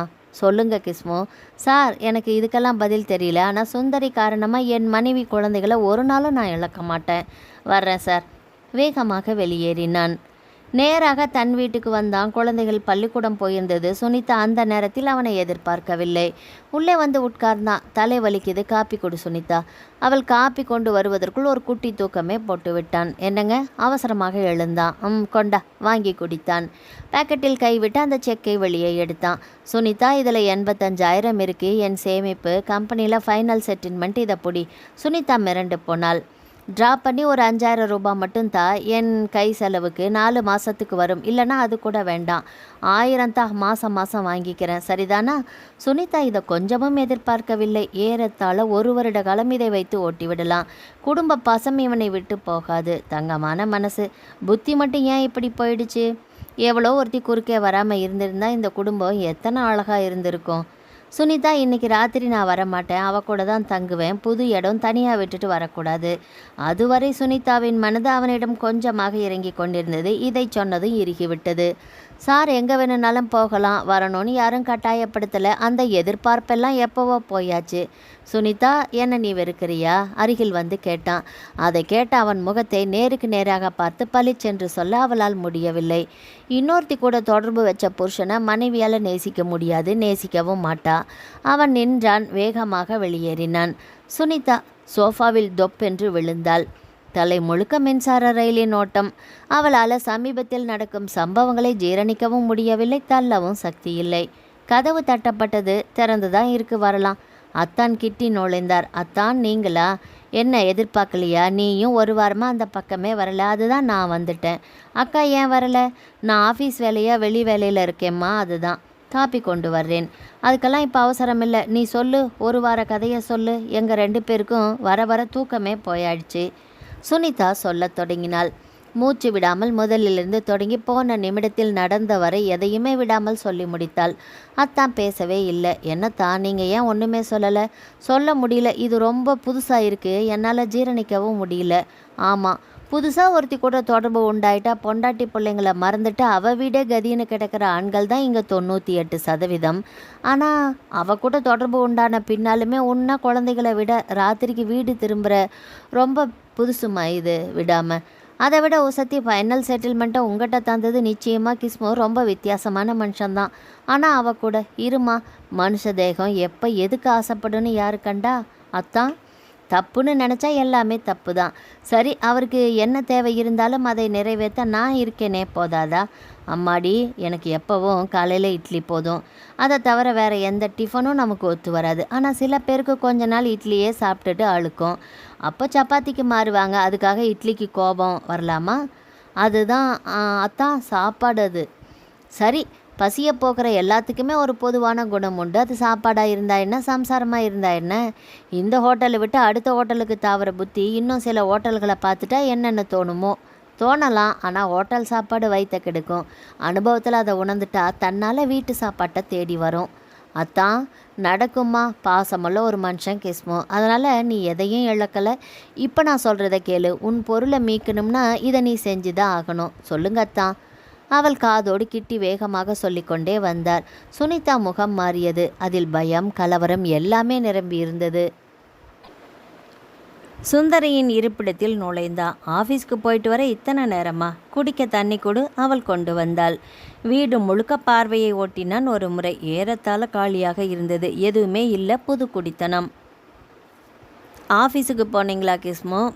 என்ன செட்டில் பண்ணிட்டானா? Very good. எவ்வளோ வந்தது? 85,000. நைஸ். செக் தானே? ஆமாம், நான் அதைத்தான் தற்சமயம் நம்பியிருக்கேன். அது கிளியர் ஆகி வந்தது. வீட்டுக்கு தேவையான TV, fridge, washing machine, mixie, கொஞ்சம் ஃபர்னிச்சர் எல்லாமே வாங்கிடணும். புது குடித்தனத்துக்கு எதுவுமே இல்லைல்ல கிஸ்மோ? அவன் பேசவில்லை. கொண்டாங்க, செக்கு கொண்டு போய் சாமிக்கிட்ட வச்சுட்டு வந்துடுறேன். இல்லை. வர்ற வழியில் பேங்க்கில் போட்டாச்சா? பேங்க்கில் போடலை, சுனிதா கிட்ட கொடுத்துட்டு வந்துட்டேன். சுனிதா? ஆமாம், சுனிதா கிட்ட தான். எதுக்கு கொடுத்தீங்க? அறிவு இருக்கா உங்களுக்கு? ஆத்திரப்படாத சுந்தரி, கொஞ்சம் பொறுமையாக கேளு. என்ன, உனக்கு உத்தியோகம் இருக்குது, அவளுக்கு என்ன இருக்குது? என் வேலையும் இல்லைங்கிற ஸ்டேஜில் அவளும் குழந்தைகளும் சாப்பாட்டுக்கு என்ன பண்ணுவாங்க? எப்படி குடித்தனம் பண்ணுவா? அவள் கட்டின பொண்டாட்டியை நட்டாத்தில் விடலாமா? அதுதான் கொடுத்துட்டு வந்துட்டேன். ஸோ உங்கள் வரவெல்லாம் அங்கே செலவுகளுக்கு மட்டும்தான். நிச்சயமாக நான் அப்படி சொல்லலை. எனக்கு வேலை கிடைச்சிடும், நான் எதிர்பார்க்குற சம்பளம் வந்துட்டால் 2 குடும்பத்தையும் நான் பராமரிக்கிறேன். எனக்கு பிடிக்கல எது? பணத்தை அங்கே கொண்டு போய் கொடுக்கறது. விடு, வேற பேசலாம். வேற பேச எதுவுமே இல்லை. வீடே காலியாக இருக்குது. வீட்டை நிரப்ப ஒரு பெரிய தொகை வேணும். நான் இதை நம்பிட்டேன். இனிமேல் நான் தான் கடன் வாங்கணும். என் தலையெழுத்து. குடும்பத்தையும் நான் நடத்தியாகணும். வாடகை கொடுத்து மளிகை வாங்கி எப்படி சமாளிப்பேன்? சமாளிக்கலாம் சுந்தரி. ஒப்புக்கு என்னை சமாதானப்படுத்துகிற வார்த்தைகள் எல்லாம் வேண்டாம், அதை நான் விரும்பலை. சுந்தரி, நான் எடுத்த முடிவு தப்புன்னு தெரியுது. என்ன முடிவு? உங்களை நம்பி ஹாஸ்டலை கூட விட்டுட்டு வந்தது, இப்போ தனியாக ஒரு குடித்தனம் தொடங்கினது, கழுத்தில் ஒரு தாலி கூட இல்லை. எதை வச்சு நான் கிளைம் பண்ண முடியும்? லேசாக அழத் தொடங்கினாள். ஏய் சுந்தரி, பதறிப்போனான் கிஸ்மோ. அவளது அழுகை தொடர்ந்தது. நீ அழக்கூடாது, நீ அழுதா என் மனசு தாங்காது. நமக்கு உடனடியாக கல்யாணம் நடக்கணும். உங்கள் முதல் மனைவி சுனிதா தொடர்பை நீங்கள் சட்ட ரீதியாக அறுத்தா கூட நான் சந்தோஷப்படுவேன். நான் ரொம்ப பொசசிவ். இனிமேல் நீங்கள் எனக்கு மட்டும்தான் சொந்தமாக இருக்கணும். நான் உங்களை விட மாட்டேன். பிடிவாதம் பிடிக்க தொடங்கிவிட்டாள். குரலில் கொஞ்சல் லேசான உரசல் எல்லாமாக அவனது தேகத்தில் சூடு பரவ தொடங்கிவிட்டது. என்னடா நீ, பின்ன உங்களை விட்டுட்டு எப்படி நான் இருப்பேன்? நெருங்கி அவளை அணைத்து கொள்ள மாட்டேன் சட்டென்று விலகினாள். ஏண்டா? என் விருப்பப்படி எல்லாம் நடக்கணும். அப்படி நடந்தாதான் விருந்து, இல்லைன்னா பட்னி தான். கிஸ்மு நிலை குலைந்தான். இரவு ஹோட்டல் சாப்பாடு வரவழைத்தான். வீட்டில் பாத்திரங்கள் எதுவும் சரியாக இல்லை. இருவரும் சாப்பிட்டு கதவை சாத்தி படுக்க வந்தார்கள். இன்னைக்கு என் பக்கத்தில் படுக்கக்கூடாதா? ஏன்? நீங்கள் எனக்கே முழுமையாக சொந்தமாகணும். அது எப்படி சுந்தரி முடியணும். அவங்க எல்லாரையும் உதறணும், புரியுதா? கட் அண்ட் ரைட்டாக சொல்லிவிட்டு அவள் போய் படுத்து விட்டாள். கிஸ்மு உட்கார்ந்திருந்தான். அவங்க எல்லாரையும் உதறணுமா? எப்படி முடியும்? என்ன உளர்றா? அதெல்லாம் முடியாது. எனக்கு சுனிதா குழந்தைகளும் வேணும், சுந்தரியும் வேணும். வழி என்ன? கிஸ்மு யோசிக்க தொடங்கினான். அத்தான் கிட்டி சொன்ன வழியை இரவு முழுக்க யோசித்தாள் சுனிதா. கேட்கும்போது சரியாக வராது சுனிதா. கேட்கும்போது மட்டுமில்லத்தான், நடைமுறையில் கூட அத்தனை சுலபமாக செயல்படுத்த முடியாத ரிஸ்க்கு இல்லையா? யாருக்கு? எனக்கு தான். என்ன ரிஸ்க்கு? இதை பாரு சுனிதா, ரிஸ்க்குனா எல்லாமே ரிஸ்க்கு தான். நீ தான் தாலி கட்டின பொண்டாட்டி. அவளால் சட்டப்படி எதையுமே கிளைம் பண்ண முடியாது, புரியுதா? சரி, அதனால் நான் சொன்னதை நீ கடைப்பிடிக்கணும். அதுக்கு அசாத்திய பொறுமையும் வேணும் உனக்கு. ஒப்புக்கிறேன். ரிசல்ட் என்ன? நீ இன்னும் படிக்கவே தொடங்கலை. படித்து பரீட்சை எழுதிட்டு ரிசல்ட் என்ன எப்போன்னு கேட்டேன்னா அதில் ஒரு நியாயம் இருக்குது. எனக்கு பயமாக இருக்குது அத்தான். நாங்கள்லாம் எதுக்குமா இருக்கிறோம்? உன்னை விட்டுடுவோமா? இந்த பாதை ரிஸ்க்குன்னு எனக்கு தெரியும். ஆனால் சொல்லுங்கள், உன் புருஷனுக்கு பாசம் நிறைய இருக்குது. இன்னொருத்தி வாழ்க்கையில் வந்த உடனே உன்னை குழந்தைய விட்டுட்டு ஓடுற தன்மை இல்லை. பணத்தை உங்ககிட்ட கொண்டு வந்து தந்ததுலேயே எல்லாமே உன் மேலே, குழந்தைகள் மேலே உள்ள பாசத்தால் தானே. எனக்கும் புரியுது. அந்த பாசத்தை அவள் உபயோகப்படுத்துறதுக்கு முன்னால் நீ உபயோகப்படுத்திக்கணும் சுனிதா. இதை ஜாக்கிரதையாக நீ ஹேண்டில் பண்ணிட்டா நிச்சயமாக வெற்றி தான். பொண்டாட்டி இருக்க இன்னொரு பக்கம் தவறாக ஆண்களுக்கு உன் புருஷன் ஒரு பாடமாக இருக்கணும், புரியுதா? செய், உன் வேலையை உடனடியாக நீ தொடங்கு. நிச்சயமாக வெற்றி உனக்கு தான். கிட்டி வாழ்த்தினார். நீங்களும் அக்காவும் உங்கள் அக்காவை முதல்ல சமாதானப்படுத்தணும். அவளை இந்த விஷயத்தில் கன்வின்ஸ் பண்ணுறதுக்குள்ளே ஏனாக்கு வெளியில் தள்ளிடும். பாதிக்கப்பட்ட நீ என் மேலே கோவப்படலை. சுனிதா பேசாமல் இருந்தால். நாளை முதல் இது அமலுக்கு வரட்டும். அத்தான் சொல்லிவிட்டு போயாகிவிட்டது. இன்னும் கொஞ்ச நேரத்தில் விடிந்துவிடும். டென்ஷனாக உறக்கமில்லாமல் படுக்கையில் சுனிதா எழுந்து உட்கார்ந்திருந்தாள். காலையில் தனது வழக்கம் போல சீக்கிரமே எழுந்து குளித்து விட்டான் கிஸ்மு. சுனிதா அவனுக்கு முன்னால் எழுந்து குளித்து விட்டு தான் அடுப்பறைக்கு போய் பற்ற வைப்பா. காலை 5:30க்கெல்லாம் ஆவி பறக்கும் டிகிரி காப்பி தயாராகிவிடும். அதை தொண்டைக்குள் சரித்தால் தான் தெம்பு வரும் கிஸ்முக்கு. இதோ 6 தாண்டி நேரம் ஓடிக்கொண்டே இருக்கிறது. சுந்தரி படுக்கையை விட்டு எழுந்திருக்கவே இல்லை. காப்பி இல்லாமல் தலைவலிக்கும் போல இருந்தது. கடைக்கு தான் போக வேண்டும். செருப்பை மாட்டிக்கொண்டு வாசலில் இறங்கினா. வெறுப்பாக இருந்தது. இப்படி ஒரு உறவு எனக்கு தேவைதானா? கண்ணான குடும்பம் இருக்கும்போது திமிர் பிடித்து அதை விட்டுவிட்டு நான் வந்தது மிகப்பெரிய தவறோ? வந்தே இருக்கக்கூடாதோ? இனி நீ ஒன்றும் செய்ய முடியாது. ஒரு காப்பி கிடைக்காத காரணமாக சுந்தரியை கோபப்படுவது நியாயமா? வேண்டாம், பொறுமையாக இருக்க வேண்டும். காப்பியை குடித்துவிட்டு அவன் திரும்பி வந்ததும் சுந்தரி எழுந்தபாடே இல்லை. மணி 7:15. சுந்தரி எழுந்திருமா சுந்தரி, அவன் ஒலிக்கினான். டைம் என்ன கிஸ்மு? 7:15. ஏன் கிஸ்மு, உங்களுக்கு அறிவு இருக்கா? சுந்தரி, 8:30க்கு குறைஞ்சி நான் எழுந்ததா சரித்திரமே இல்லை. அவள் அது ஹாஸ்டலில் சுந்தரி, இது வீடு. உன் குடும்பம் நீ தானே நடத்தணும். நிதானமாக நடத்திக்கலாம். 8:30க்கு எழுப்புங்க. திரும்பி படுத்து கொண்டாள். சுனிதாவாக இருந்தால் 7 மணிக்கு குக்கரின் விசில் சப்தம் கேட்கும். ஒரு பக்கம் டிஃபன், மறுபக்கம் சாப்பாடு. அத்தனையும் கொதிக்க கொதிக்க ஹாட் பேக்கில் நிரப்பி டைனிங் டேபிளுக்கு 7:30க்குள்ளே வந்துடும். இங்கே இவள் 8:30க்கு எழுந்து குளித்து எப்போது சமையல் தொடங்கி நான் எந்த காலத்தில் சாப்பிட்றது? கேள்வி மேல் கேள்வி வந்தது. முதல் நாளே இந்த லட்சணமா? இவ எப்படி கொடுத்தன நடத்த போகிறாள்? 8:45க்கு எழுந்து குளித்து அவள் தயாராக 10 மணி. பசி உயிர் போகுது சுந்தரி. அடுப்பு பக்கம் போகிறதா ஐடியா இருக்கா? இல்லை, இன்றைக்கும் ஹோட்டலில் போய் வாங்கிட்டு வந்துடுங்க. கட்டுப்படி ஆகுமா? பணம் நான் தரேன். உங்களையா கேட்டேன்? கேட்டா தானே இருக்கா? அவனுக்கு சுருக்கென்று குத்தியது. பேசலாம். பேசவில்லை, மௌனமாக இருந்து விட்டான்.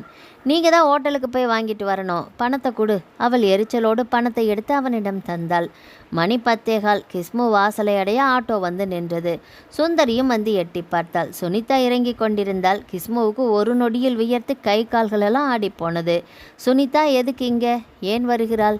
வீட்டை தேடி வந்து விட்டாளே, ஏதோ கூச்சல் போட்டு கலாட்டா செஞ்சு என் மானத்தை வாங்க போகிறாளா? நிச்சயமாக இது நடக்கும். கடவுளே, எனக்கே இந்த சோதனை. சுனிதா படியேறி வந்து விட்டாள்.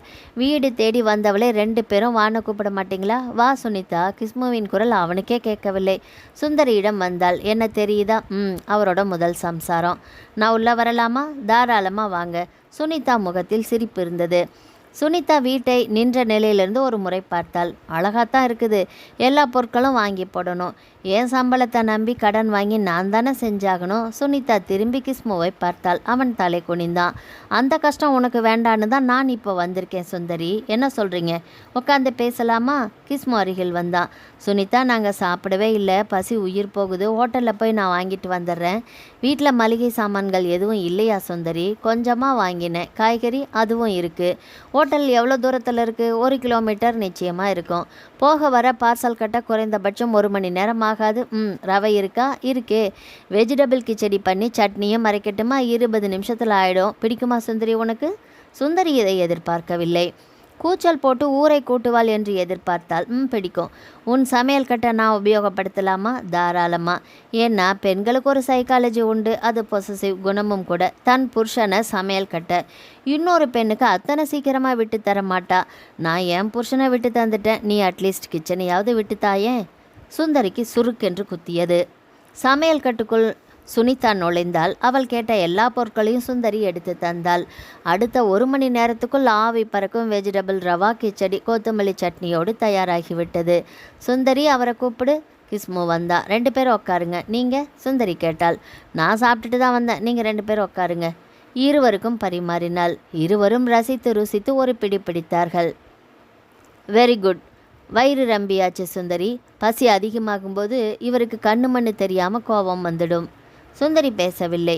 இனிமே பேசலான்னு நினைக்கிறேன். இருவரும் அவளை பார்க்க, இந்த வீட்டு வாடகை, இதர செலவுகள், சாப்பாடு, போக்குவரத்துன்னு எவ்வளோ ஆகுது?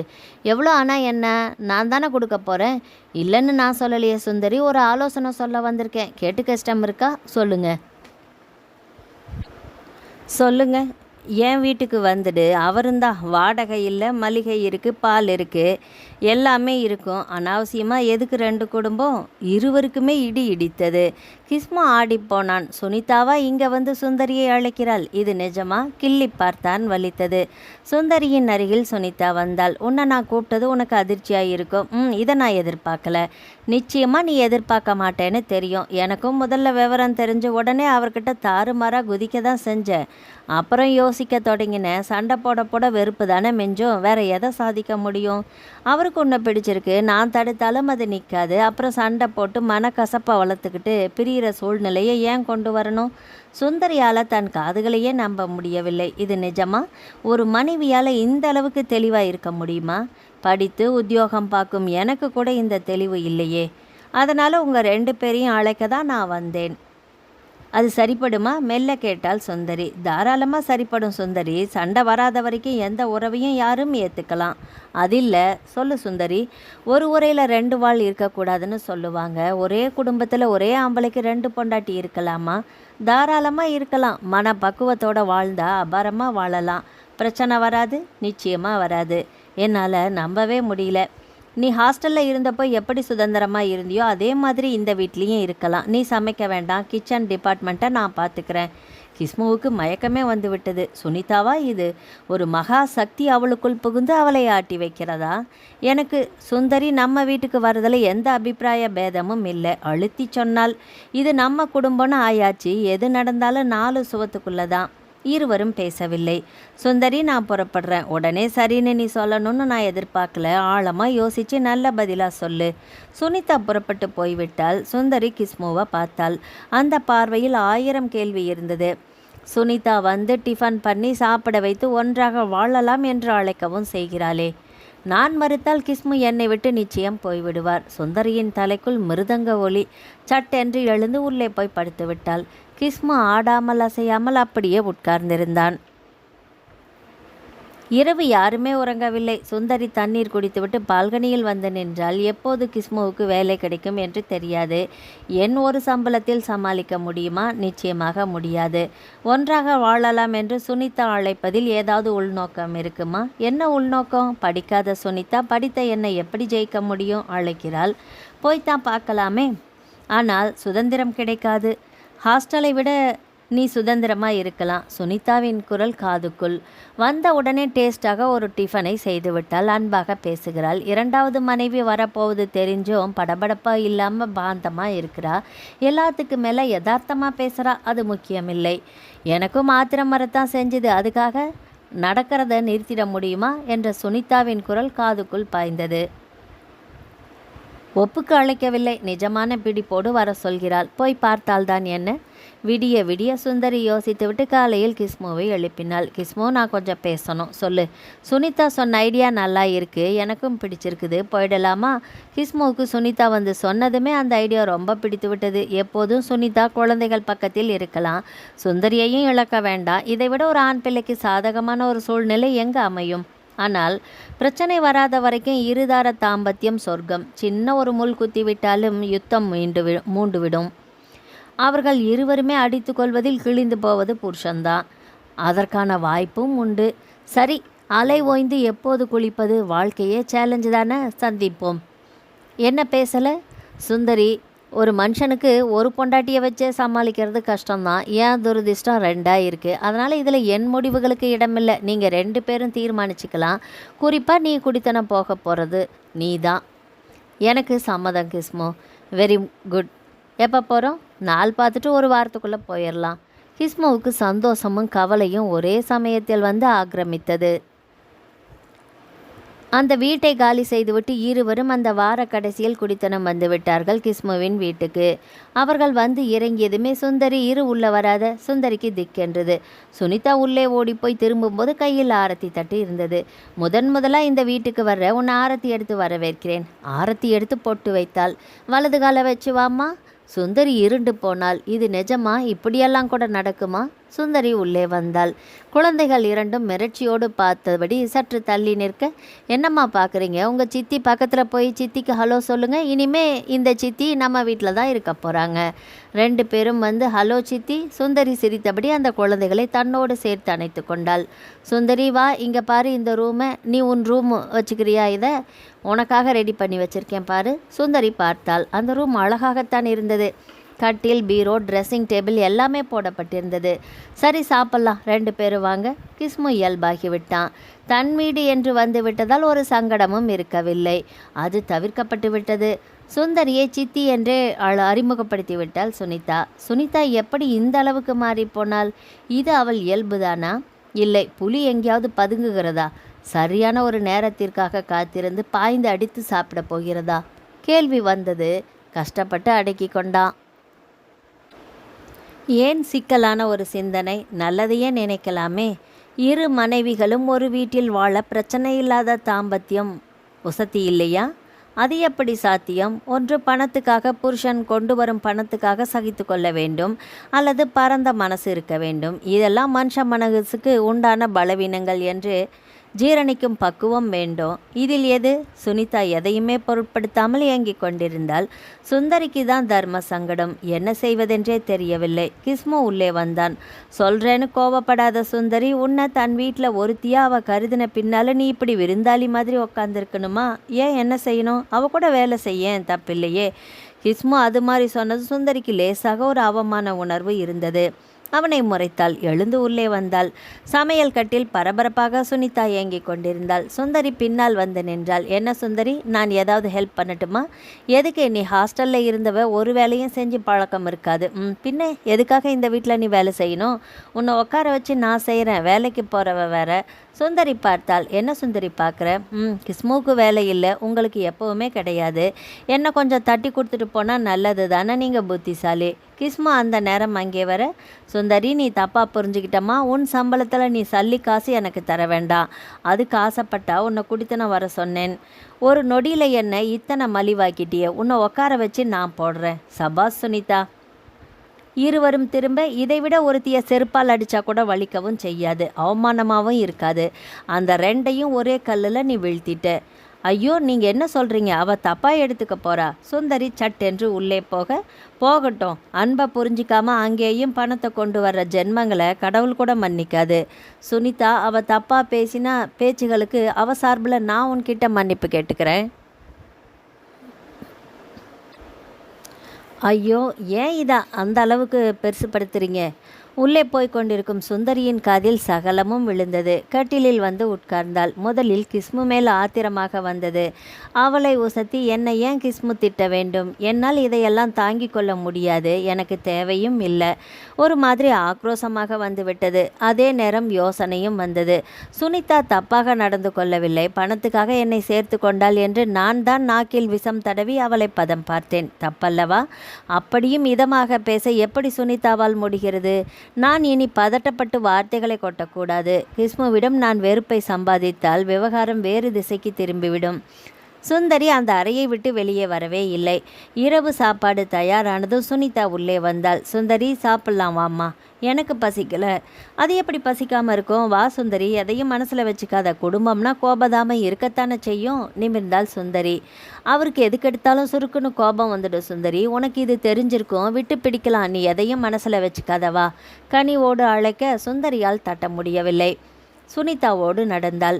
டைனிங் டேபிள் முன்பு கிஸ்மு உட்கார்ந்திருந்தான். குழந்தைகள் இருந்தார்கள். சுனிதா பரிமாறினாள். டேய் பசங்களா, சித்திக்கிட்ட ஜாலியாக பேசுங்கடி.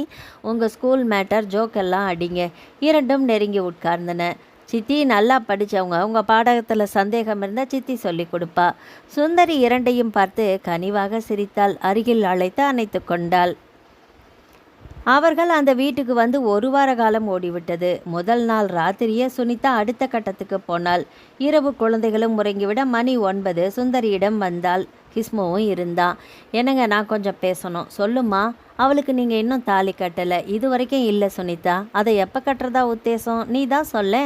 கூடிய சீக்கிரம் நீங்கள் கட்டியாகணும், அதுதான் அவளுக்கு கௌரவம். தாலி இல்லாமல் எத்தனை நாளைக்கு அவளால் வாழ முடியும்? புரியுது. முறையோடு அவளும் வரணும். ஆடி முடிய ஒரு வாரம் இருக்குது. ஆவணி பிறந்ததும் ஒரு நல்ல நாள் பார்த்து உங்களுக்கும் அவளுக்கும் கல்யாணம் நானே கிட்ட இருந்து நடத்தி வைக்கிறேன். கிஸ்மு ஆடி போனான். இது எதுவும் நாடகமல்ல. சுனிதா ஆத்மார்த்தமாக செயல்பட தொடங்கிவிட்டாள். அது நன்றாக தெரிகிறது.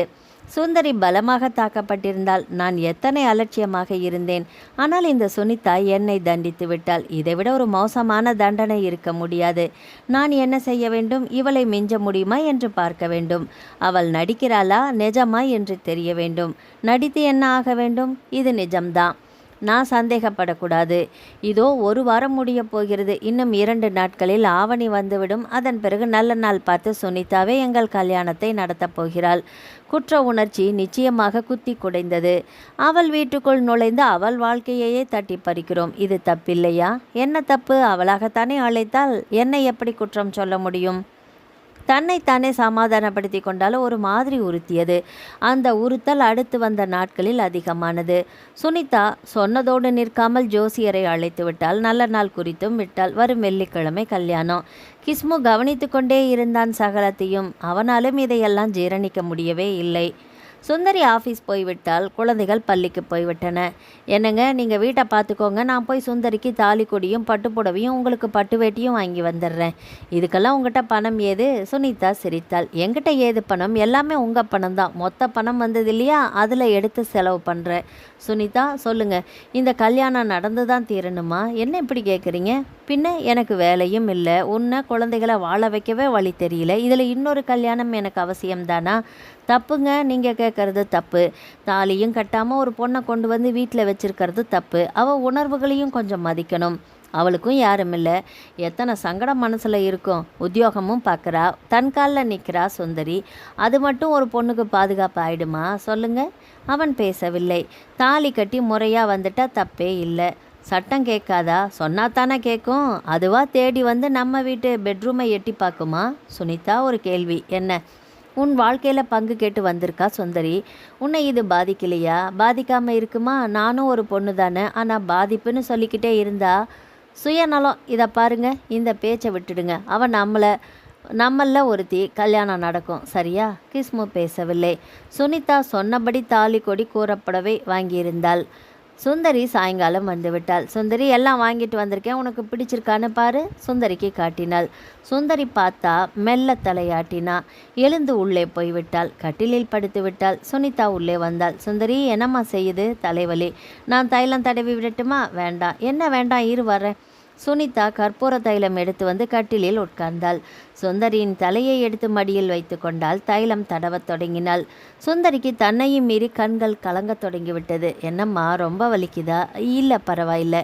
அதை முடித்ததும் 10 நிமிடங்கள் கழித்து சூடாக ரசம் சாதமாக கரைத்து கொண்டு வந்தாள். சாப்பிட வைத்தாள். ஒரு மாத்திரையும் தந்து அவளை படுக்க வைத்தாள். கழுத்து வரை போர்த்து விட்டாள். வெளியே வந்தாள். என்னங்க, இங்கே தான் இருக்க சுனிதா. பாவம், அவளுக்கு முடியல. என்னன்னு போய் கேளுங்க. நீங்கள் கேட்டால் அவள் சந்தோஷப்படுவா இல்லையா? என் சார்பில் நீ கேட்டால் போகிறோம். நீ விழுந்து விழுந்து அவளை கவனிக்கிறியே, நான் வேற எதுக்கு? சரி, நீங்கள் சாப்பிடுவாங்க. அதே நேரம் கட்டிலில் கண்மூடி கிடந்தாலும் சுந்தரிக்குள் ஒரு புயல் வீசிக்கொண்டே இருந்தது.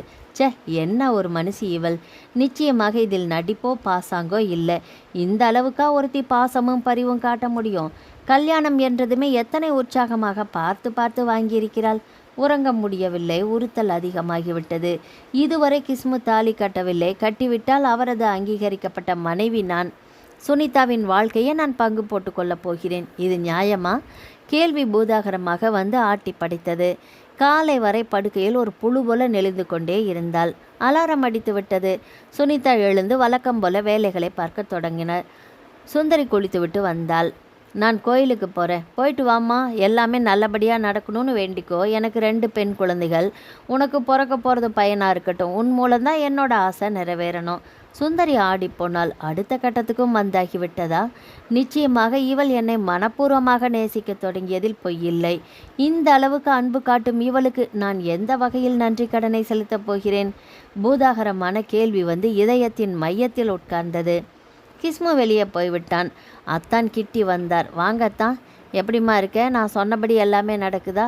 நடக்குதே. வர்ற வெள்ளிக்கிழமை அவருக்கும் சுந்தரிக்கும் கல்யாணம். கோயிலில் வச்சு ஏற்பாடுகளும்.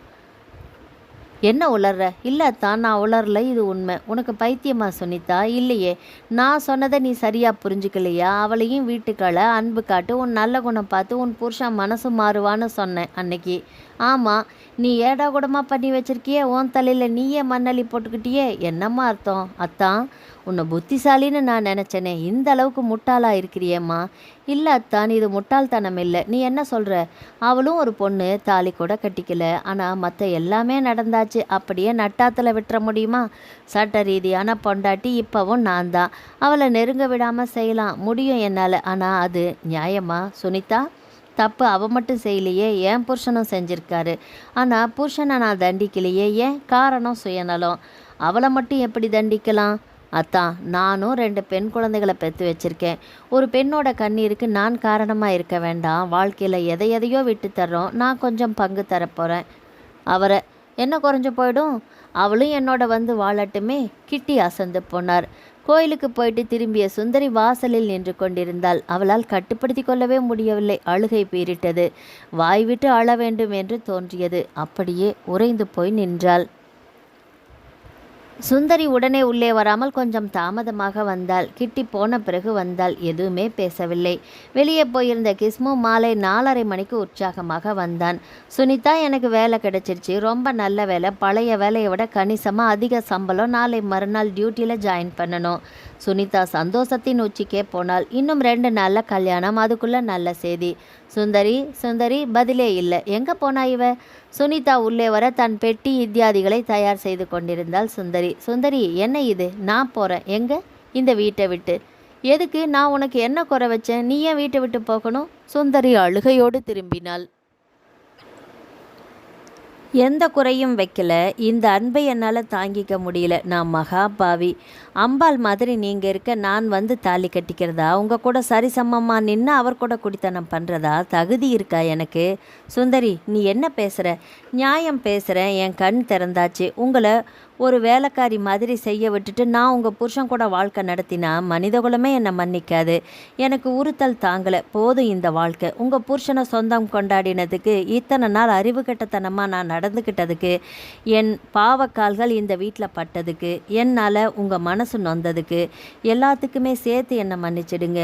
சுனிதா காலில் சுந்தரி விழுந்தாள். வேண்டாம்மா, நீ எங்கே போவ? பழையபடி ஹாஸ்டல், உத்தியோகம் கையில் இருக்குது, யார் குடியையும் கெடுக்கக்கூடாதுங்கிற வைராகியத்தோட வாழ்க்கையை தொடங்கணும். இனிமே தொடங்குவேன். அவர் வீட்டுக்குள்ளே இருக்கிறாரு, அவர்கிட்ட சொல்லிக்காம போறியே சுந்தரி, அதுதான் நல்லது. அவரை பார்த்துட்டு திரும்பவும் உணர்ச்சி வசப்பட்டு வேதாளம் மரமேற வேண்டாம். நீங்கள் சொன்னால் நான் வர்றேன். சுனிதாவை கட்டி முத்தமிட கிஸ்முவிடம் சொல்லிக்காமலேயே சுந்தரி படியிறங்கி கொண்டே இருந்தாள். சுனிதா கண்களில் கண்ணீர் நிறைய திகைத்தபடி நின்றாள். நாவல் முடிவடைந்தது. ஆதரவளித்த அனைத்து உள்ளங்களுக்கும் நன்றி. மீண்டும் அடுத்த ஒரு நாவல் பதிவில் சந்திக்கலாம். வணக்கம்.